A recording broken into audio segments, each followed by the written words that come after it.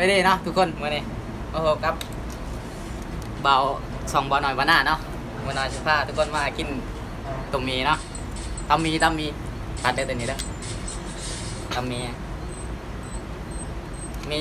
ของแกมกับพักกาดแล้วก็บ้งแต้งถั่วนะนี่แหละเห็ดบไดีตั้มให้เบิ้งเนาะพี่น้องแล้วกินหน้าอย่างที่ตั้มให้เบิ้ง จะมากินให้เบิ่งเอามันนี่กินให้เบิ้งก่อนมากินกันพี่น้องมาบ่ล่ายายหางเด้ บ่ไล่มากิน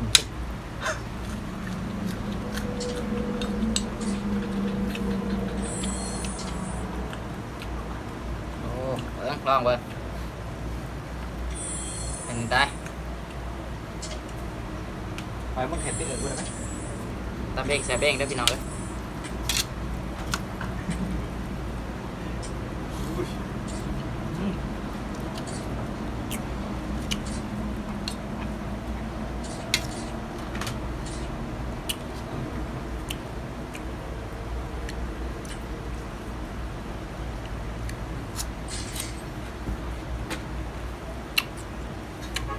เด้อ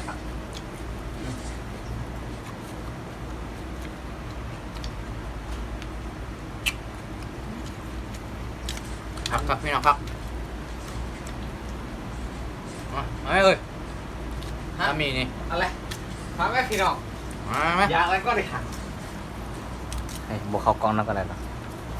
กินก็ มากำลังได้ทีได้นี่ แล้วไม่เชียวโอ้โหอะไรกันขนาดนี้กูก็อยากดู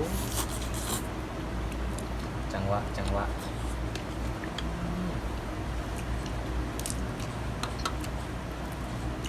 บนเพชรข้าวหนมพริก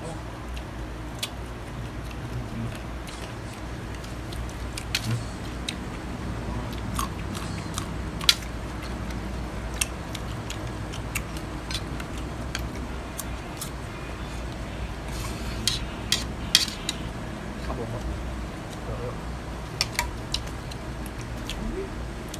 ซอย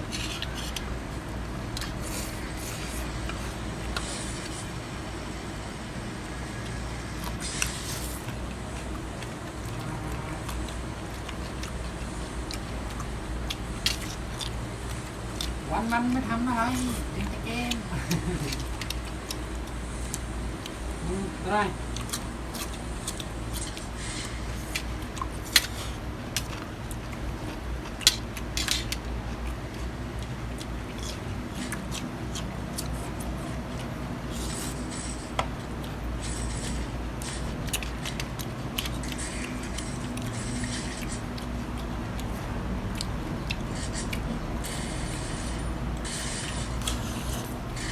โอ้บรรยากาศนี่คือคึมๆเลย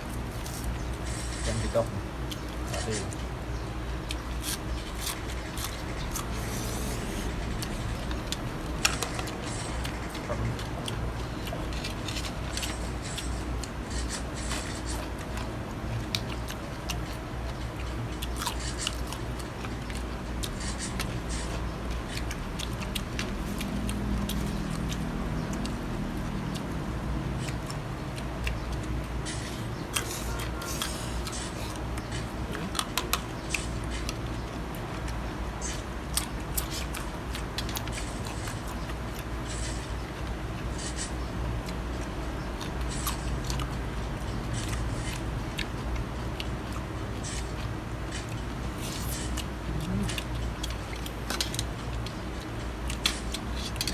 มองบ่เขา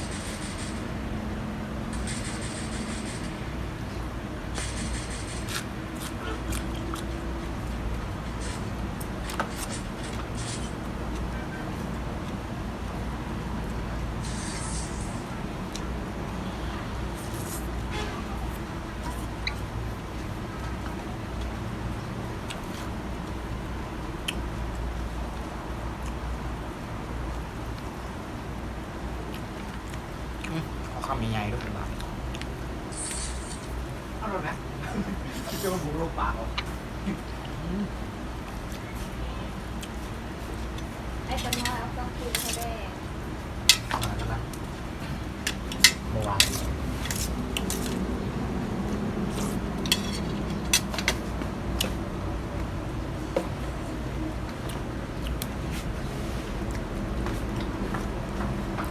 ผู้ชายบอกกับกลุ่มเชียว ไม่ต้องสั่งกินน้ำเด้อคิวแหละปลากล่องอดบ่ได้วัดมึงกินอ่างไปบ่ กล่องรถบ่ได้ยากนะ มันแสบดี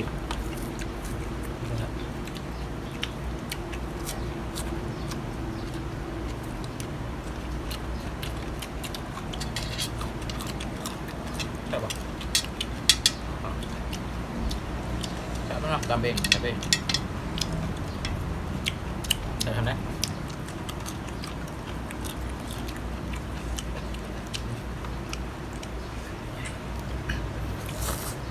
ผมเหรอ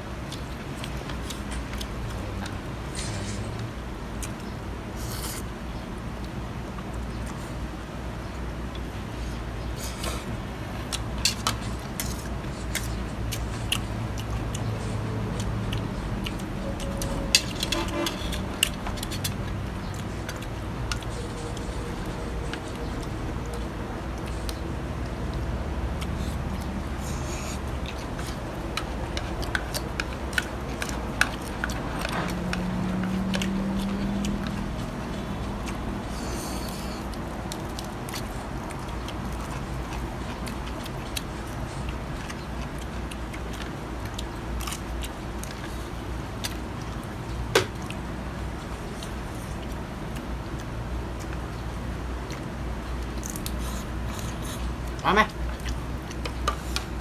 มาเถอะ กินน้ำเด้อมันได้มันแสบเลยไป มาแล้วมาแล้วแล้วถ้ามันข้ออนุญาตให้มึงเลยครับ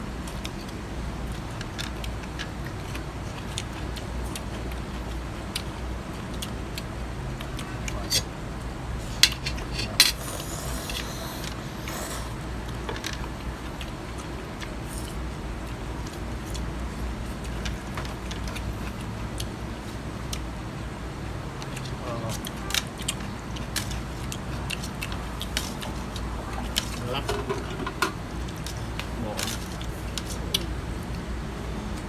ลองไม่ข้าวเหนียวเลยนะไหวครับ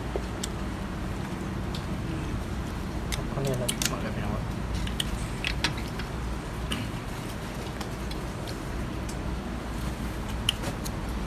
มันไม่ทำอะไร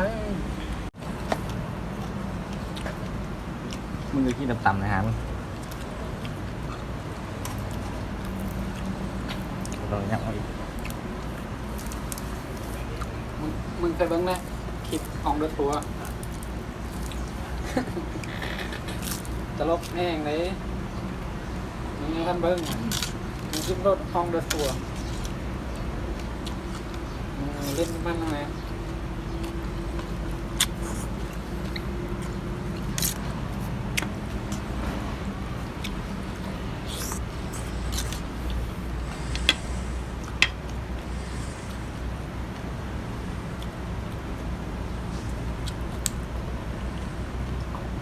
มันไม่ทำอะไร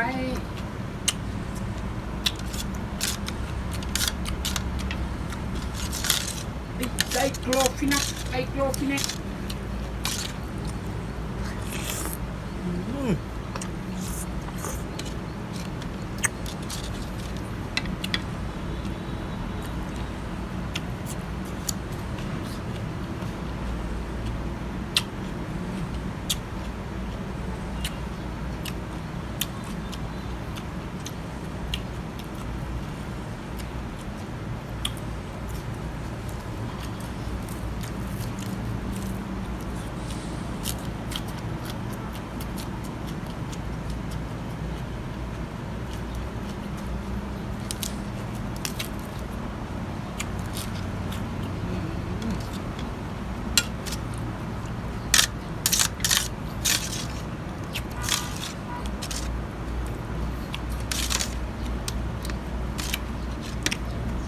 ดก่อนไปเนาะนะทำทุกถ่าย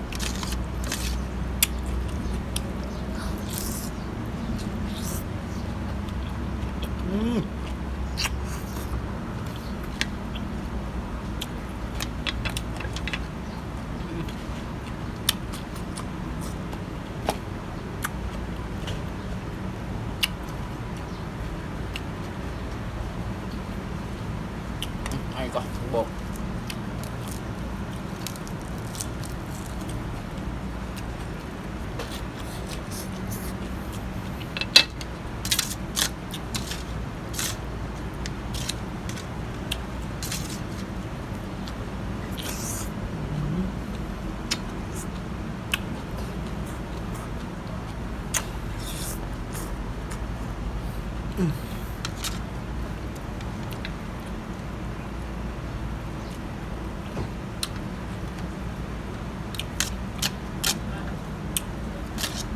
เบิ้ง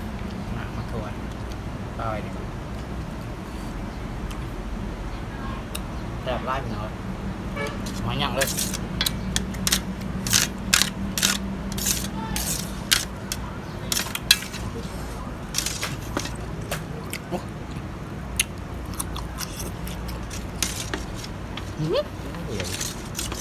คนละอย่างเนาะครับ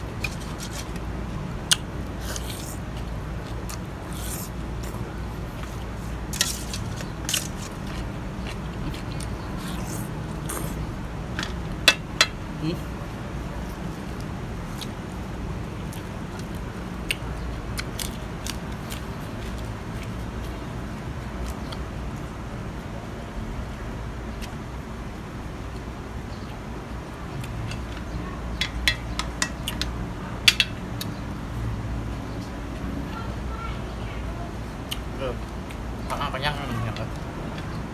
อร่อยให้กิน ไม่ค่อยคิด นะ ชื่อว่าความพักก็หมู มันก็จะได้จากไปทำไมล่ะพี่น้องอย่าลืมกดไลค์กดแชร์กดติดตามเพื่อให้เป็นกำลังใจในคลิปต่อไปเสริมพร้อมกัน